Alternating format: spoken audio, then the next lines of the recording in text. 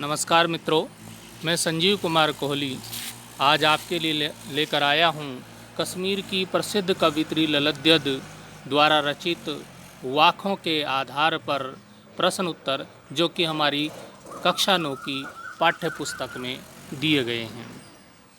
पहला प्रश्न है, रस्सी यहाँ किसके लिए प्रयुक्त हुआ है और वह कैसी है। तो कवित्री ने पहला जो वाक लिखा है उसमें लिखा है, रस्सी कच्चे धागे की खींच रही मैं नाव। तो यहाँ पे प्रश्न पूछा गया है कि रस्सी शब्द किसके लिए यहाँ पर प्रयुक्त हुआ है। आइए उत्तर जानेंगे। रस्सी यहाँ जीवन जीने के साधनों और शरीर के लिए प्रयोग हुआ है। यह रस्सी स्वभाव में कैसी है? कच्ची है, अर्थात नश्वर है। कहने का अर्थ है कि हमारा जो जीवन है वो भी क्या है? कच्चा है, वो नश्वर है। तो इसी प्रकार से अगले प्रश्न की ओर चलेंगे। अगला प्रश्न है, कवित्री द्वारा मुक्ति के लिए किए जाने वाले प्रयास व्यर्थ क्यों हो रहे हैं। तो कवित्री ने लिखा है कि व्यर्थ प्रयास हो रहे मेरे। तो क्यों कवित्री के प्रयास व्यर्थ हो रहे हैं, यहाँ ये पूछा गया है। तो कवित्री कह रही है कि कवित्री का जीवन बीता जा रहा है, उसकी उम्र बढ़ती जा रही है और मृत्यु के क्षण निकट आते जा रहे हैं, किंतु प्रभु से मिलने का कोई संयोग नहीं बन पा रहा है।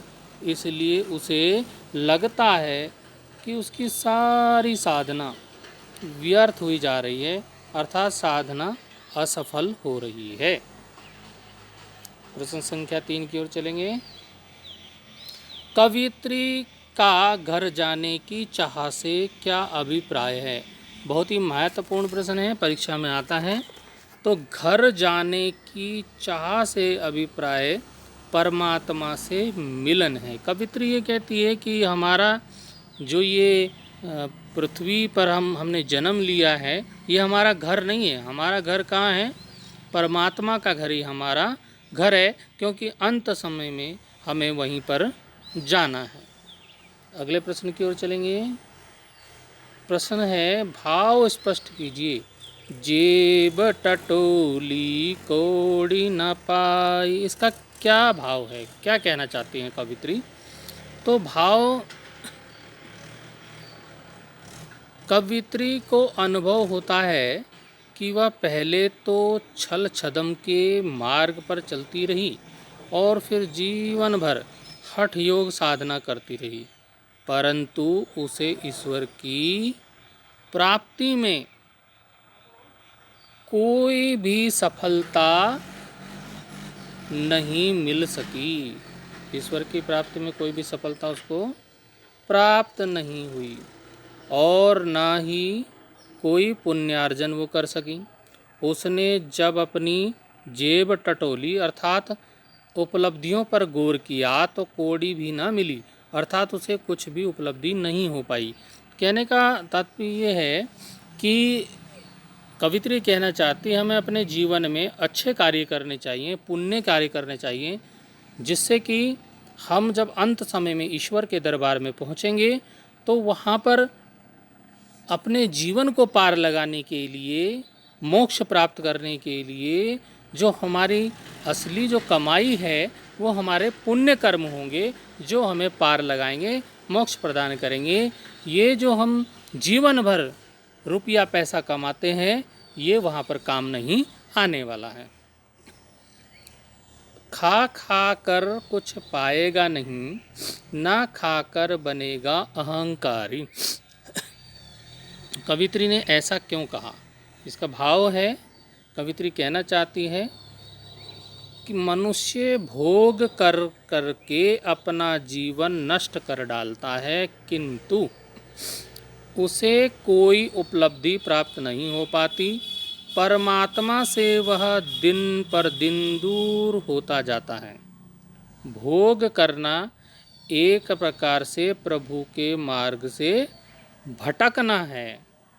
भोगों का तिरस्कार करने वाला अर्थात त्यागी, तपस्वी, व्रती एवं महात्मा कहलाता अवश्य है, परंतु इसलिए वह अहंकारी भी हो जाता है। वह स्वयं को सबसे ऊंचा मानने लगता है कि मैं बहुत बड़ा तपस्वी हूँ, मैं बहुत बड़ा महात्मा हूँ, जैसे कि आजकल के महात्मा हैं। इसी कारण वह परम सत्ता को प्राप्त करने के महान उद्देश्य से भटक जाता है। प्रश्न नंबर 5 की ओर चलेंगे। बंद द्वार के सांकल खोलने के लिए ललद्यद ने क्या उपाय सुझाया है? उत्तर देखेंगे। बंद द्वार की सांकल खोलने के लिए ललद्यद ने सुझाव दिया है कि भोग और त्याग के बीच संतुलन बनाए रखो। ना तो भोगों में पूरी तरह स्वयं को लिप्त करो और ना ही त्याग, तप, उपवास आदि में शरीर को कष्ट दो, उसे नष्ट करो। दोनों ही स्थितियों में प्रभु मिलन के मार्ग से भटकाव संभव है। अतः तुम मध्यम मार्ग अपनाओ, प्रभु मिलन का द्वार तभी खुलेगा।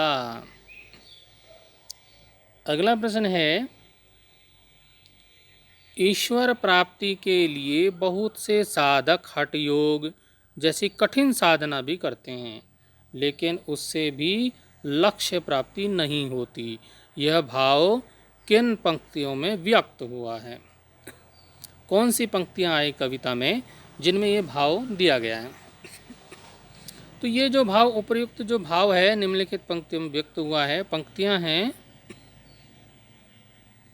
आई थी सीधी राह से, गई न सीधी राह, सुषम सेतु पर खड़ी थी, बीत गया दिन आहा, जेब टटोली कौड़ी न पाई, माझी को क्या दूं उतराई। इन पंक्तियों में ये बताया गया है कि ईश्वर प्राप्ति के लिए बहुत से साधक हठ योग जैसी कठिन साधना भी करते हैं, लेकिन उससे भी लक्ष्य प्राप्ति नहीं होती। उसके लिए क्या करना पड़ेगा? पुण्य कर्म करने पड़ेंगे, हृदय स्वच्छ रखना होगा, मन के अंदर का कूड़ा करकट साफ करना होगा। आगे है प्रश्न संख्या 7, ज्ञानी से कवित्री का क्या अभिप्राय है? कवित्री किसको ज्ञानी कहती है? कौन है ज्ञानी? तो ज्ञानी से कवित्री का अभिप्राय है जिसने परमात्मा का ज्ञान प्राप्त कर लिया हो, जिसे आत्मा का बोध हो गया हो, आत्मा का ज्ञान हो गया हो, वो ही ज्ञानी है। बाकी तो बहुत सारे हैं, लेकिन असली ज्ञानी वही है जिसने क्या परमात्मा का ज्ञान प्राप्त कर लिया हो और अपनी स्वयं की आत्मा का ज्ञान उसको हो चुका हो। तो इस प्रकार से हमने प्रश्न संख्या 1 से 7 तक का अध्ययन किया। धन्यवाद।